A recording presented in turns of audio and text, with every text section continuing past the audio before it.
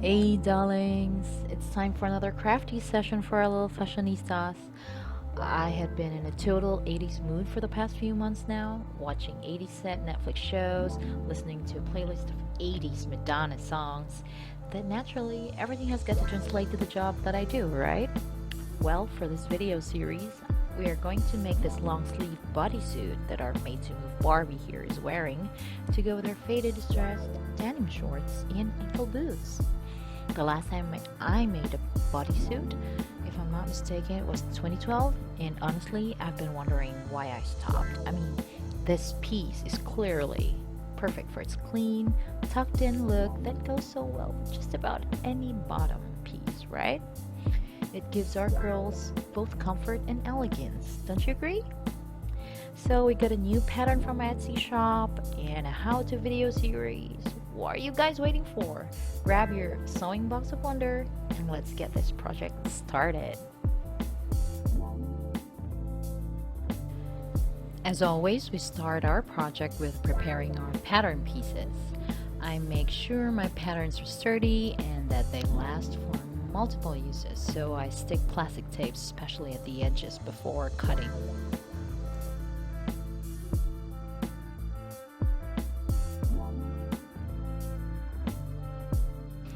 For this garment, I'm using a jersey fabric that stretches to about 40% more one way, like in this case horizontally.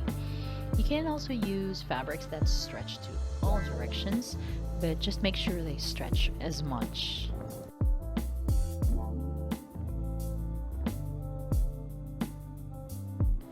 So let's start tracing our patterns.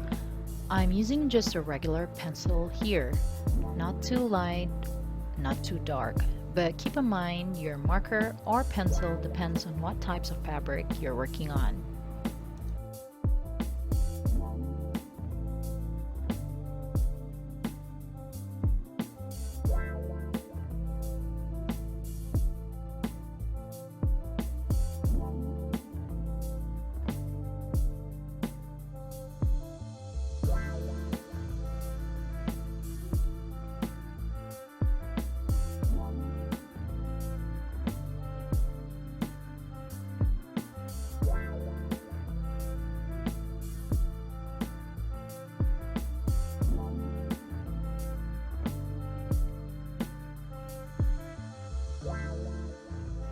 For our back pattern, you can basically use whichever side you want the protruding snaps placeholder to be in.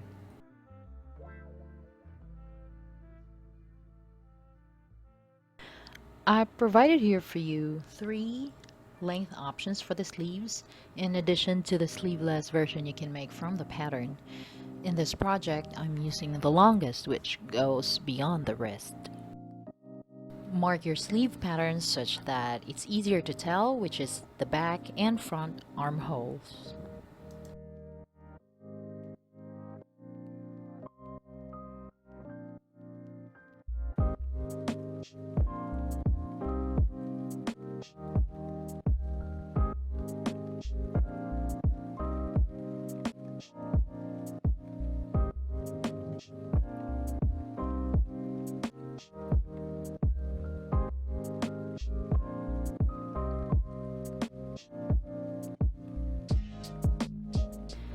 Now that we have all patterns laid out, let's mentally add our preferred seam allowance and cut. I use about 6 millimeters or a 1/4 inch seam allowance most of the time.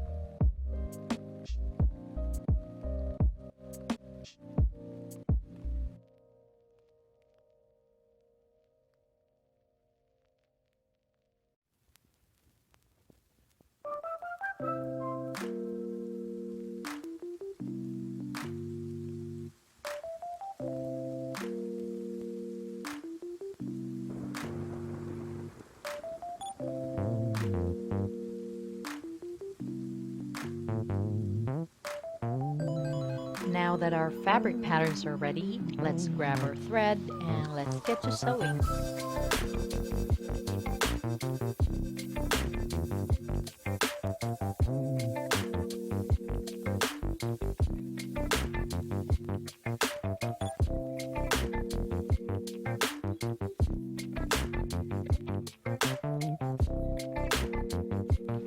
We're starting with the shoulder seams, and I'm pin basting the corners so I make sure my stitches are aligned.